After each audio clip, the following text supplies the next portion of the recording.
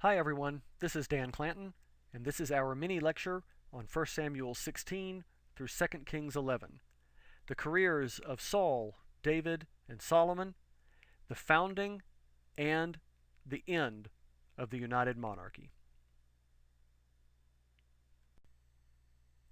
Right after Samuel rejects Saul as king for the second time in 1 Samuel 15, God sends Samuel to anoint David in chapter 16, verses 1 to 13, thus setting the stage for Saul's downfall. We don't have to wait long for it either, as in chapter 16, verse 14, quote, "The Spirit of the Lord departed from Saul, and an evil spirit from the Lord," end quote, begins to torment Saul. In order to relieve Saul's suffering, David enters Saul's service as a musician first, then as an armor bearer in chapter 16, verse 21. David further proves his worth to Saul by accepting the challenge of Goliath in 1 Samuel 17 and killing the Philistine champion shortly thereafter. Immediately after this Goliath episode, we hear of how Saul's son Jonathan loves David. In fact, the two make a covenant with each other in 1 Samuel 18:3, which is renewed in chapter 20, verse 16, and chapter 23, verse 18. Soon after, Saul becomes jealous of and angry with David because the people begin to favor David over him. In an attempt to get rid of David, Saul gives him his daughter Michal to marry, but only if David is able to bring him, quote, 100 foreskins of the Philistines, end quote. Saul, of course, is hoping that David will be killed in the attempt to gain what might be the worst wedding gift ever. However, David succeeds and is allowed to marry Michal, and as such formally becomes part of Saul's family. Saul's anger with and fear of David leads him to plot against David, but he's also egged on by, quote, an evil spirit from the Lord, end quote, as well. For example, in 1 Samuel 19, verses 9 to 10, Saul tries to murder David by throwing a spear at him, something he's already tried to do in chapter 18, verse 11, and will try again in chapter 20, verse 33 with Jonathan, but his plan backfires when both Jonathan, in chapter 19, verses 2 to 7, and then Michal, in chapter 19, verses 11 to 17, protect David from their father Saul.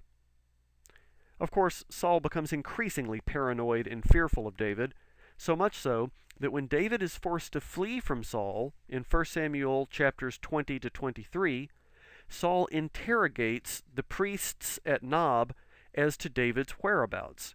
They tell him nothing, and he has at least 85 priests killed, not including the rest of the people living in Nob, whom he also had killed in 1 Samuel 22, verses 18 and following. In 1 Samuel 24, verses 16 and following, we're told how Saul reconciled with David after David spared his life, but we also have a parallel account of this act of mercy in 1 Samuel chapter 26, verses 21 and following. The account in chapter 24 is extraordinarily moving. Saul has now, for some time, been acting erratically and out of anger toward David. Whether that's because of jealousy and fear, or because of the departure of the Lord's Spirit, or the entry of an evil spirit into Saul, we don't know. But if any of you have relatives or friends that have suffered from dementia or Alzheimer's, Saul's reaction to David in chapter 24 might sound familiar. That is, it appears to me that Saul in this chapter has a sudden moment of lucidity, of clarity. In his recognition of David, it's as if a veil has been lifted from Saul's eyes and mind, which allows him to remember who David is and his relationship and love for this man he's been pursuing for so long. Those of you who are familiar with dementia know all too well that moments like this are fleeting and must be savored. Those moments when your loved one recognizes you, and suddenly they are their old selves again. In his commentary on the books of Samuel, the literary critic Robert Alter notes the following regarding 1 Samuel 24:17, when Saul asks, quote, "Is this your voice, my son David?" end quote.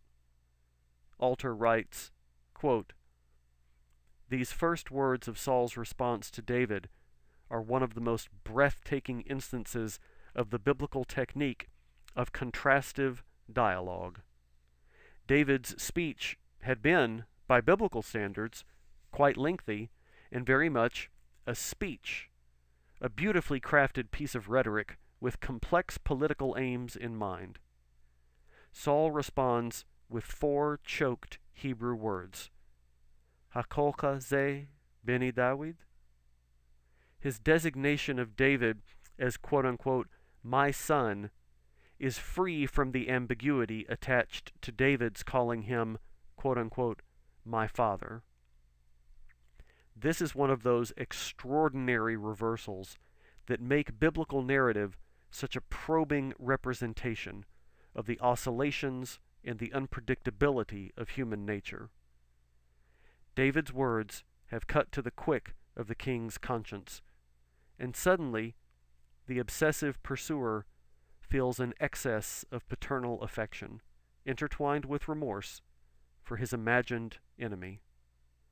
Saul asks his question because he has to shake himself to believe his enemy is his friend, because he stands at a certain distance from David, who had called out, quote-unquote, after Saul, and also because his eyes are blinded with tears. He is thus reminiscent of the blind father Isaac, who was able to make out the voice, but not the identity of his son Jacob, and from whom a blessing was wrested. End quote. In 1 Samuel 28, we're told that Saul is so desperate that he contacts a spirit medium at Endor so that she can conjure up Samuel. Saul evidently hopes that Samuel will help him in his struggle with the Philistines and David, but instead Samuel delivers a prophecy of doom, telling Saul that not only has the Lord torn the kingdom from his hands, but also that Israel will be defeated by the Philistines in a battle in which Saul and his sons will die. That battle is recounted in 1 Samuel chapter 31. First, Saul's sons are killed, and then Saul kills himself by falling on his own sword, as you can see in the image on this slide. Following these deaths, the Philistines took Saul's body, his armor, and his head, so that they could deride Israel even further. Saul's reign is characterized by good intentions, madness, victories, and tragedy. The story of Saul is one of the most tragic in the Hebrew Bible, as David Gunn points out in his book, The Fate of King Saul. Quote, "From the moment of his anointing, the future is loaded against him in the form of the fatally ambiguous instruction of chapter 10, verse 8, and from his establishment as king in chapter 11, it is as though fate has become his active antagonist, thwarting and twisting his every move, and in this respect he is remarkably like King Oedipus. Saul, therefore, is kingship's scapegoat. The Lord responds to the people's cry, but through Saul, he quote-unquote demonstrates, perhaps to himself as much as to the people, the weakness of human kingship about which he was warned. Through Saul's quote-unquote disobedience, the people, temporarily delivered from their enemies, are once again reduced to enslavement, which is the outcome of the Battle of Gilboa in chapter 31. Thus God's initial hostility is vindicated, and the way is open for him freely now and out of his own gracious benevolence to bestow kingship anew and on new terms with a David, not a Saul, as king.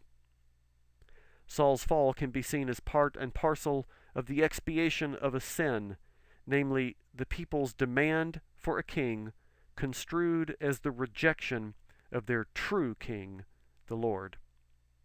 Expressed in terms of a story of character and action, however, Saul falls victim to the Lord's resentment at an imagined insult, that is the sin, and becomes the pawn, or scapegoat, in a process, the expiation, whereby the Lord vindicates his shift of attitude toward the monarchy and buttresses his shaken self-esteem.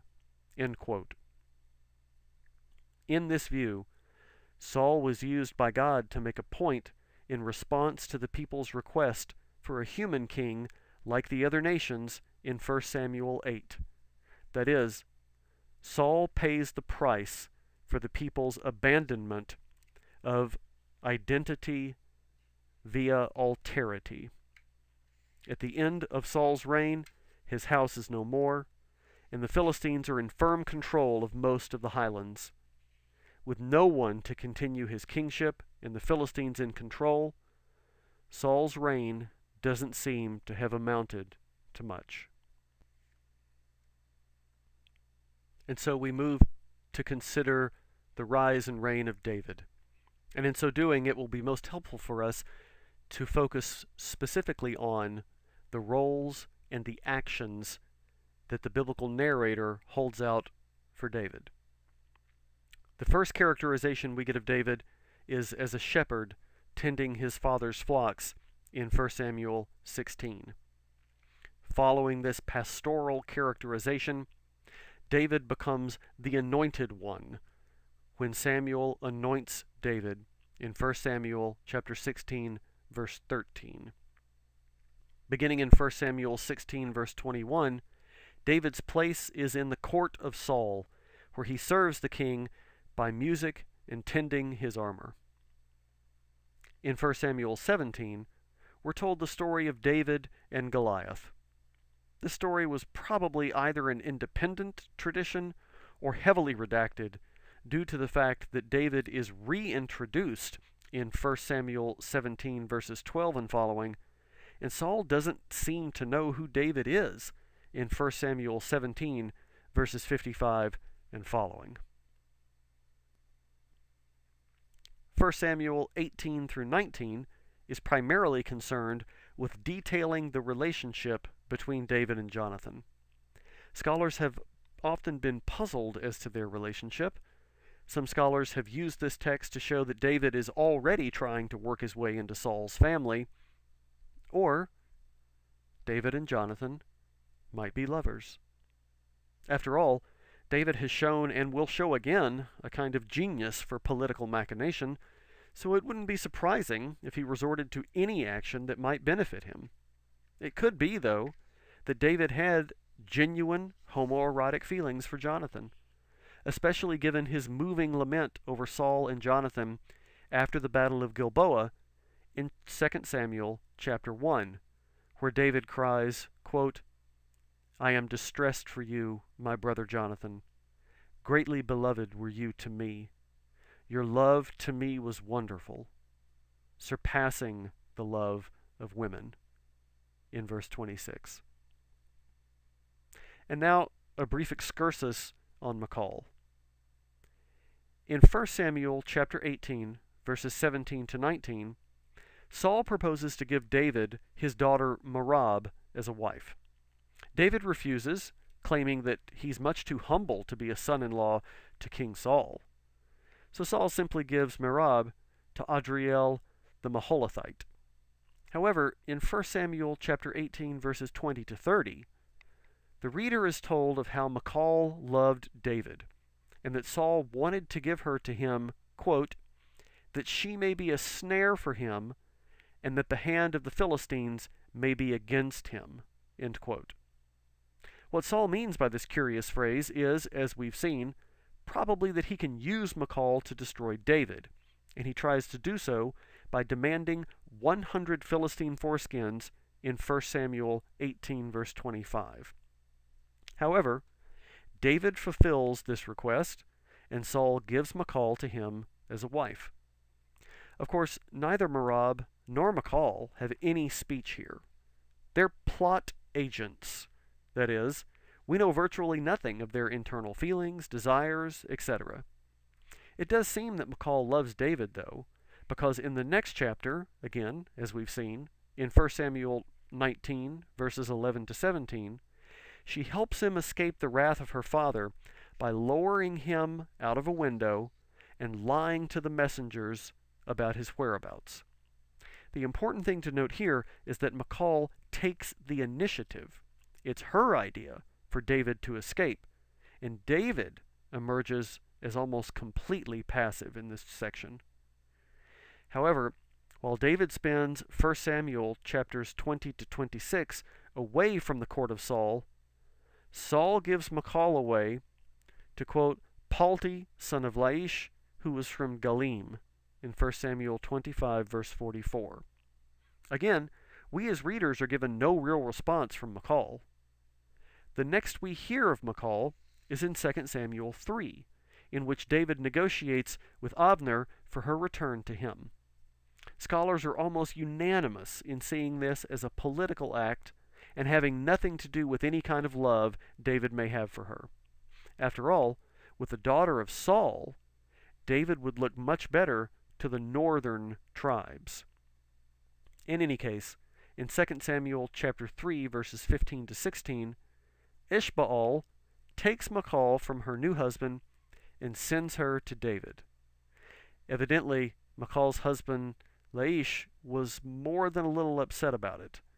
In 2 Samuel 3, verse 16, we're told that he followed his wife, quote, weeping as he walked behind her, end quote, until Abner chastises him and sends him back home. Next, in 2 Samuel 6, David brings the ark to Jerusalem from Kiriath Yearim and is so happy he does a dance in front of it, almost naked. In 2 Samuel chapter 6, verse 16, we're told that Michal despises David in her heart, and in 2 Samuel chapter 6, verse 20, she tells him off but good, saying, quote, how the king of Israel honored himself today, uncovering himself today before the eyes of his servants' maids, as any vulgar fellow might shamelessly uncover himself, end quote. David responds by telling her that the Lord chose him in Saul's place, and that he'll go further and embarrass her even more by sleeping around with her maidservants.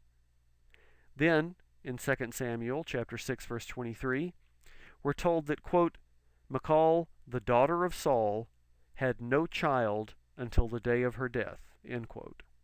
Why? Is this some sort of divine punishment? If so, why would God be angry with Michal? The last thing we hear of Michal is that in 2 Samuel chapter 21, verses 8 to 9, David gives her 5 sons she bore to Adriel to the Gibeonites for execution to appease the Lord.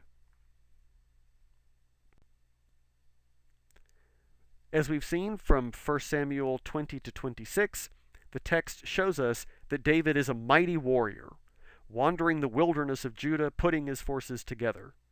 And it's in this light that David's marriages to Abigail and Ahinoam in 1 Samuel chapter 25 should be seen.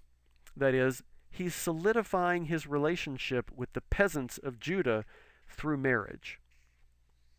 In 1 Samuel 27, oddly, David becomes a vassal to the Philistines and accepts Ziklag as his base of operations. After the Battle of Gilboa, in 1 Samuel 31, David learns of the deaths of Saul and Jonathan. Following a heartfelt lament in 2 Samuel 1 that we mentioned a few minutes ago, he journeys to Hebron, where he's anointed king of Judah in chapter 2, verse 4. At the same time, we're told that Saul's son Ishbaal, also known as Ishbosheth, is crowned king of Israel in chapter 2, verses 8 to 11. However, it seems obvious that Abner, the commander of Saul's army, is really pulling the strings. We're told in 2 Samuel chapter 3, verse 1, that war has broken out between Judah and Israel, that is, between the houses of David in the south and Saul in the north. Abner and David try to make some kind of treaty in which David receives Michal again, but Joab, one of David's men, kills Abner because Abner had previously killed Joab's brother. After the death of Avner and a subsequent lament by David, Ishbaal loses confidence in his efforts and is assassinated by two of his captains in 2 Samuel 4. These two captains then take the head of Ishbaal to David, but David is furious with them and had them killed and their bodies exposed. With Ishbaal dead, Israel was ripe for the picking. The elders of Israel come to Hebron and make a covenant with David there in 2 Samuel chapter 5, verses 3 to 5. His first act as king of both Judah and Israel is to establish a new center of government on neutral ground, namely the Jebusite-controlled city of Jerusalem. Of course, once the Philistines heard of this, they became a little wary of their former vassal and attacked. David easily repels them in 2 Samuel 5, verse 25. After defeating the Philistines, David decides to merge his political sphere of influence with the religious cult by bringing the ark from Kiriath Yearim to Jerusalem in chapter 6, verses 1 to 15. The next chapter, 2 Samuel 7, is one of the most theologically significant chapters in this entire section. In that chapter, David's court prophet Nathan tells David that despite the fact that David wants to build a temple for God, that is not what God wants. Nathan tells David that instead of him building a house for God, God will make a house out of David by initiating an everlasting Davidic dynasty. Richard Nelson, in his survey of the historical books of the Old Testament, describes the significance of this covenant between God and David, writing, quote, God's promise in 2 Samuel chapter 7, verses 1 to 17, expands the plot horizon into a limitless future. It shifts the reader's focus from the bygone tent sanctioned by tradition to a new projected temple, and from David as an individual to the unfolding of his dynasty. The promises of verses 9 to 11 affirm that God intends to stay connected with David and his house no matter what happens. This divine commitment is astonishing, given the negative opinions about kingship expressed earlier in the book. The Lord's promise appears to be unconditional and eternal, even in the face of all too predictable royal disobedience. It points beyond the confines of the book of Samuel itself into an unbounded future. Thus, in 2 Samuel chapter 7, verses 23 to 24, David notifies readers that the eternal promise made to him also has vital significance for them, for the Lord has established a covenant of mutual relationship with Israel forever. After 2 Samuel 7, David is again shown to be an able soldier, but this time he's much more of a general in chapters 8 to 10 of 2 Samuel. It's also here in 2 Samuel 9 that we begin to have what we might call a rather intimate court history of David. Put differently, the material from 2 Samuel chapter 9 to 2 Samuel chapter 20 has often been understood by biblical scholars as representing a separate source used by the authors of the book of Samuel, and it's usually referred to as the succession narrative of David. And now, an excursus on the story of Bathsheba. This story is found mainly in 2 Samuel 11, although Bathsheba is on the scene most forcefully in 1 Kings chapters 1 to 2.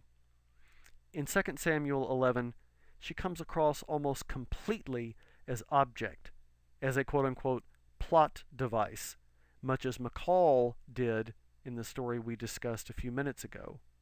That is, she is acted upon rather than initiating her own actions.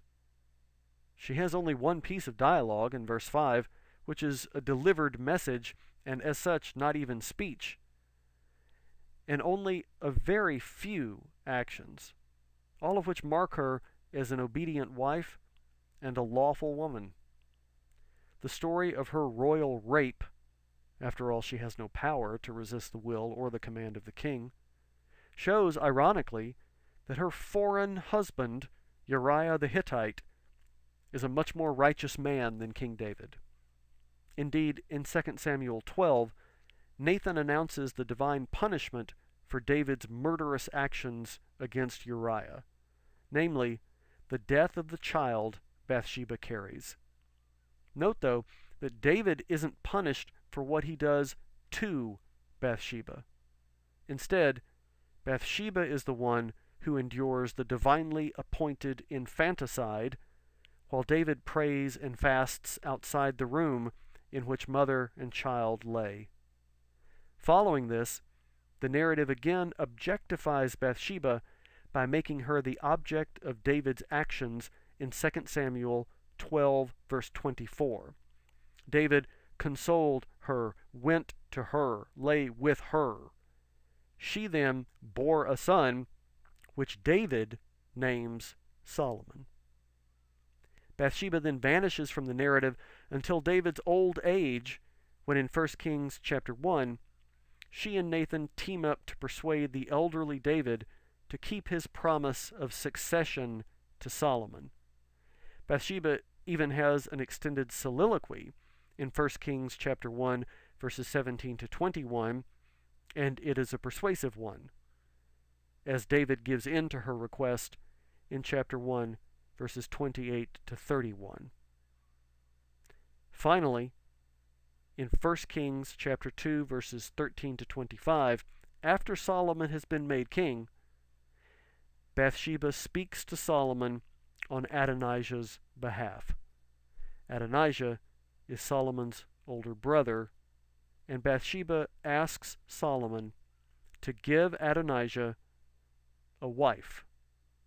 Adonijah wants to marry Abishag the Shunammite, whom you might remember had formerly been David's non-sexual female servant in chapter 1, verses 1 to 4 in 1 Kings.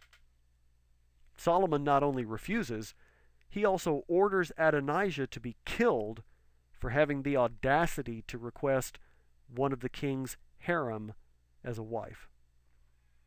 After this, we only hear of Bathsheba once more in the superscription to Psalm 51, where she is again made into an object. The superscription of that psalm reads, quote, "A psalm of David, when the prophet Nathan came to him after he had gone in to Bathsheba." The last role of David as husband and father is undoubtedly the most personal. Beginning with 2 Samuel 11, the incident with Bathsheba we just discussed, David is pictured as stumbling from one family emergency to the next. Whether he's mourning the death of his unnamed son in 2 Samuel 12, dealing with the problems resulting from his daughter Tamar's rape by her half-brother Amnon in chapter 13, or attempting to quell the revolt of his son Absalom in chapters 15 through 18, David here is pictured as a troubled patriarch trying to come to terms with the spiral of decadence his sins have created. The last acts David performs have to do with who will succeed him.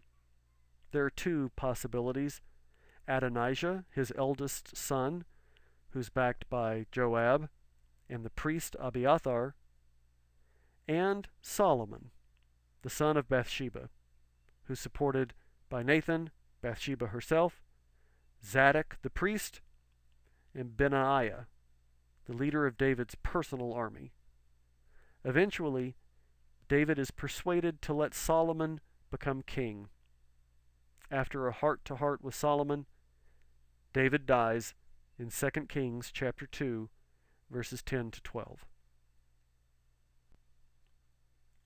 David's story is essentially that of the new monarchy, flawed, sometimes cruel, but on the whole positive and maybe even edifying.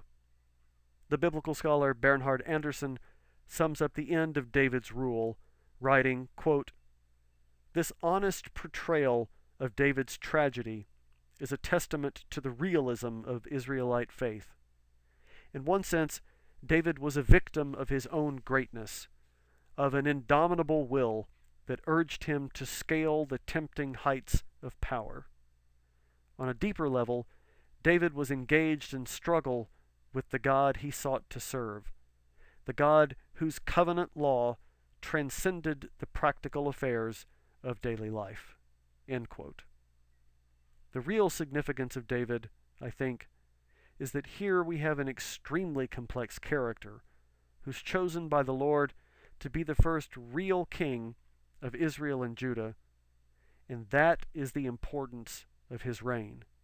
He united the disparate kingdoms of Israel and Judah, making it possible for two nations who weren't always friendly to become a single entity, at least in the eyes of the biblical writer.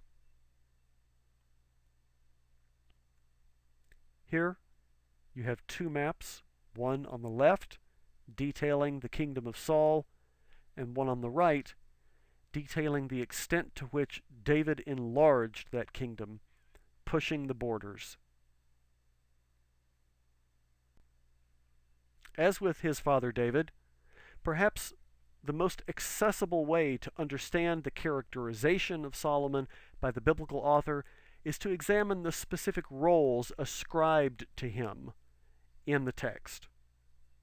So in 1 Kings chapter 1, David appoints Solomon as a co-regent to rule with him while he's still alive, thus making Solomon a co-king, probably to protect him from the political machinations of his older brother Adonijah.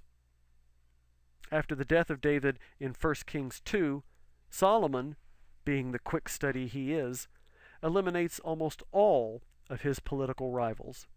He starts with killing his older brother Adonijah, then banishes the priest Abiathar, who supported Adonijah, has Joab killed, and finishes up by having Shimei, his brother, killed as well. Perhaps the most well-known role Solomon plays, however, is that of the wise man.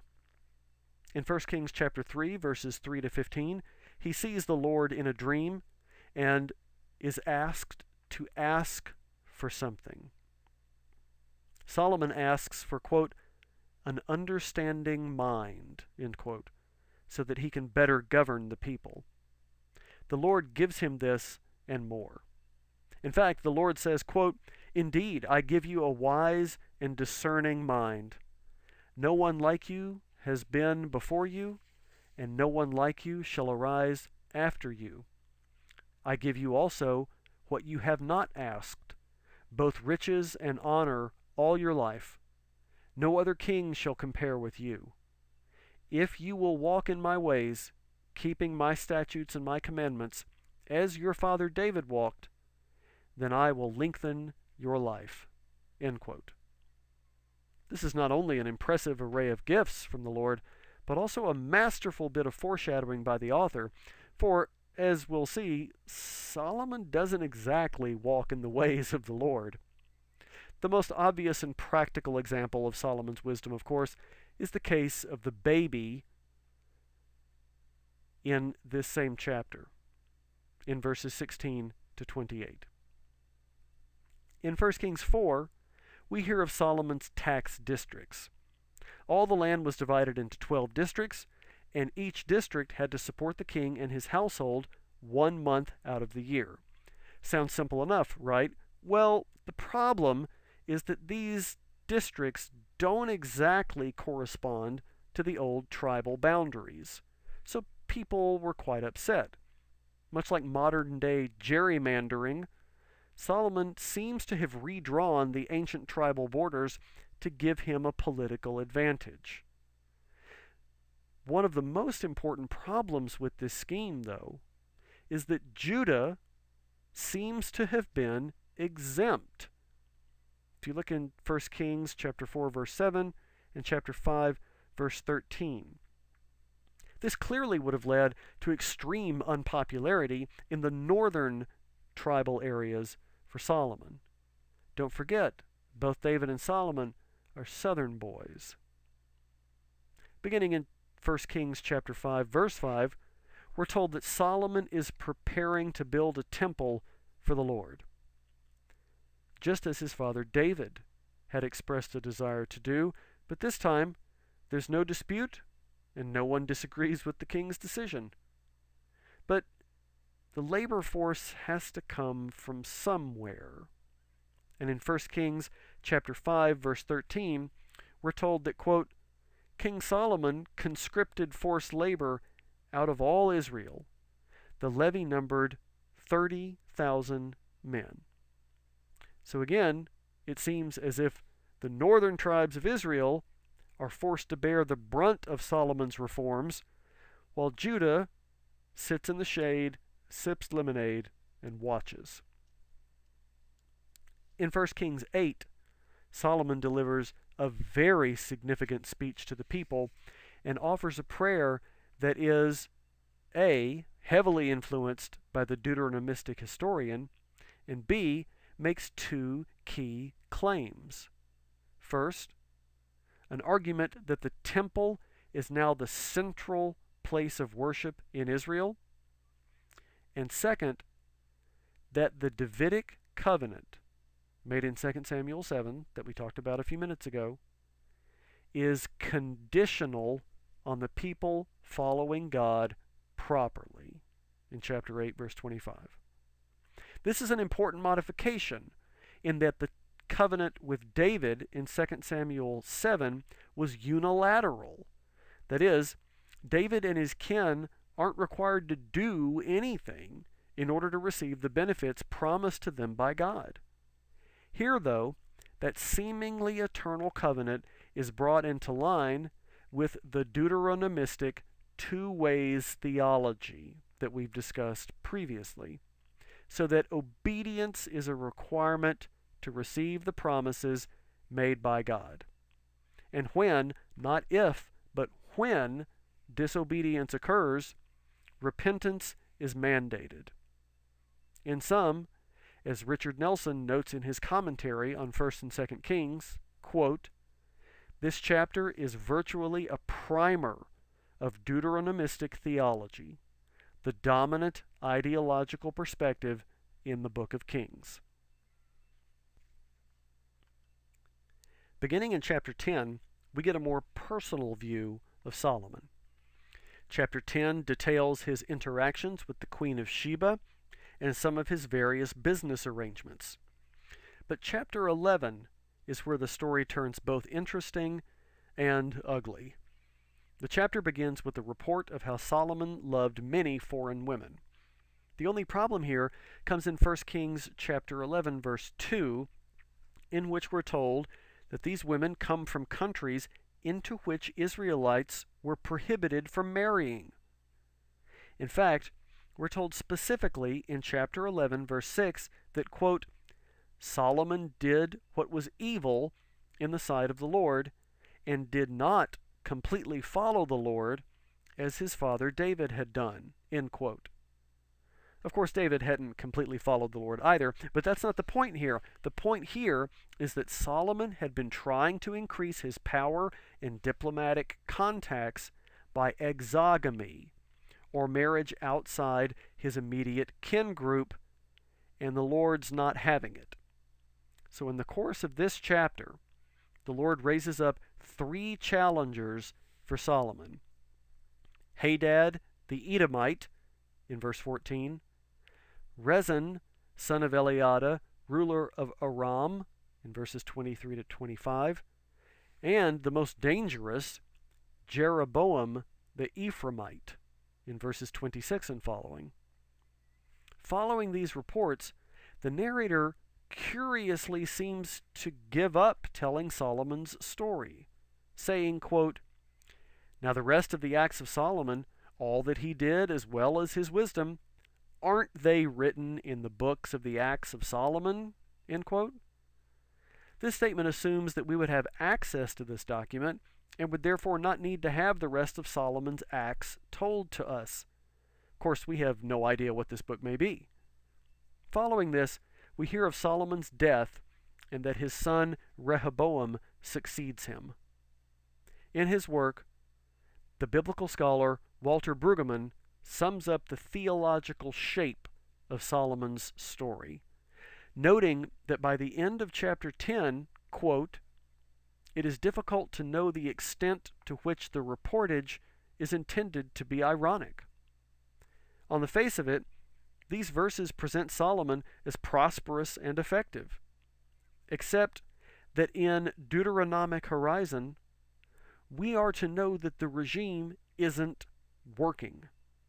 Isn't working because Torah is being systematically violated in a practice of self-aggrandizement that enacts theological autonomy and thus disregards the ultimate rule of the Lord."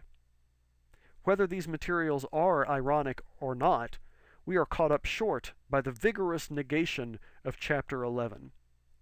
The indictment is that Solomon was led astray from serious covenantal obedience by many foreign women. We are to notice, however, that his multiple marriages to foreign princesses were part of a larger systematic policy of joining the political economic apparatus of the globalization of his time, and thereby inevitably forsaking the local tradition of governmental obedience. In this rendering, it is precisely Solomon's policies of ambition that bring success, that in turn bring judgment and disaster. By the time we finish with the narrative of Solomon, it is clear that the Solomonic account of 1 Kings chapters 1 through 11 is a quite intentionally shaped theological statement about the conditionality of Torah obedience for success in the world. This condition is of decisive importance for the larger narrative of the Deuteronomist. It is also important because this conclusion concerning Solomon, inescapable as it seems to the reader, is against the grain of the popular notion of Solomon that mostly celebrates his wisdom, power, and success. The Deuteronomic rendering of this most notable of Judean kings requires of the reader an ironic sense that things in the text are not as they appear. Thus, the Deuteronomic rendering witnesses to the non-negotiable realities of life in the world of the Lord, realities that live just below the surface of what the world sees and values. End quote. Finally, Solomon's main actions of king have to do with his building projects and his system of taxation, which included forced labor. Also important were his diplomatic contacts and his reputation as a wise man.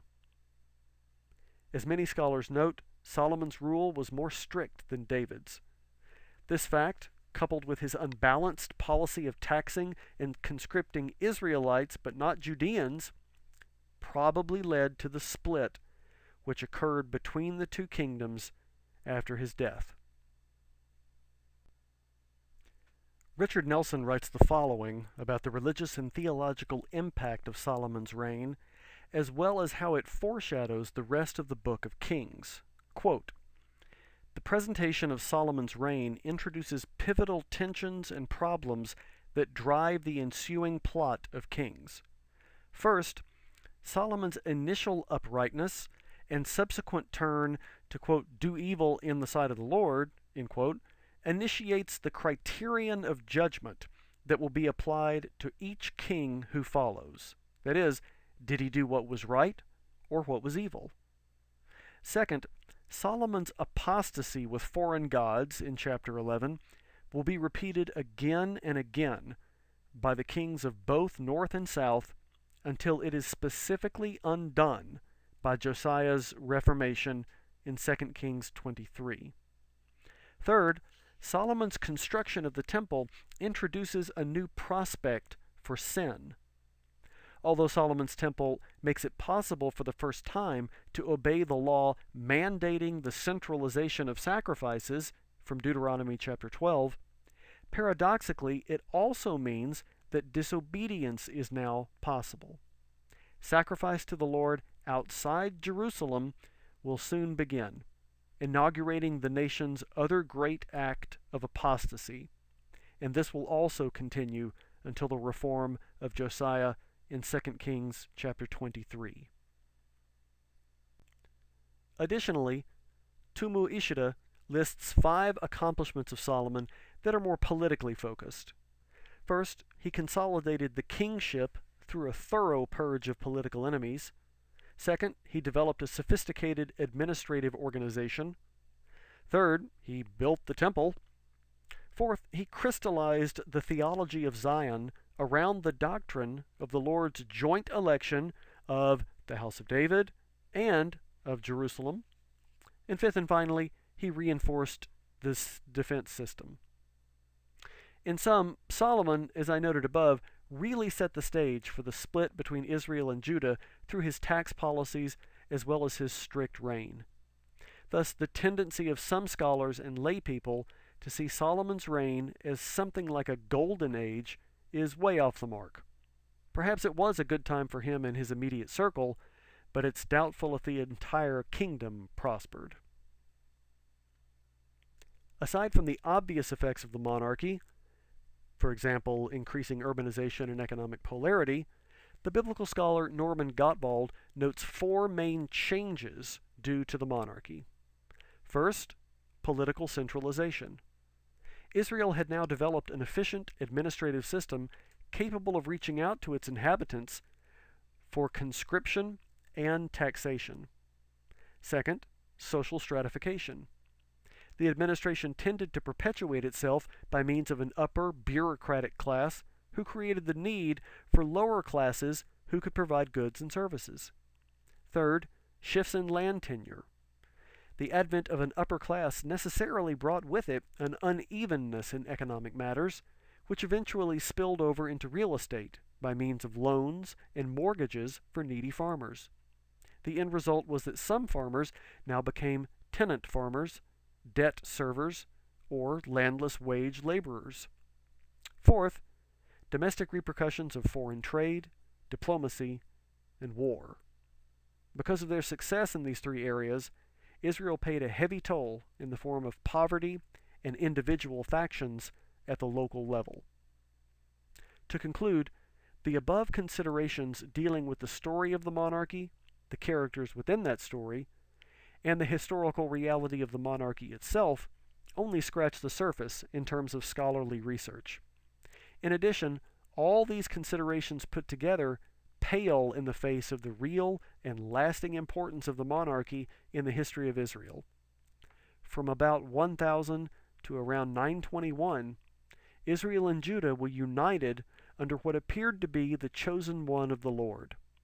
This act of selflessness on the part of the Lord, remember that the Lord was hostile to the idea of a king at first, indicated to the people that they were truly blessed. However, for the Deuteronomistic historian and others, the monarchy represented the ultimate apostasy. Thanks to the actions of David and Solomon, the nations that were once united have now been ripped apart, and soon, as we'll see, the inhabitants will be scattered like so much dust.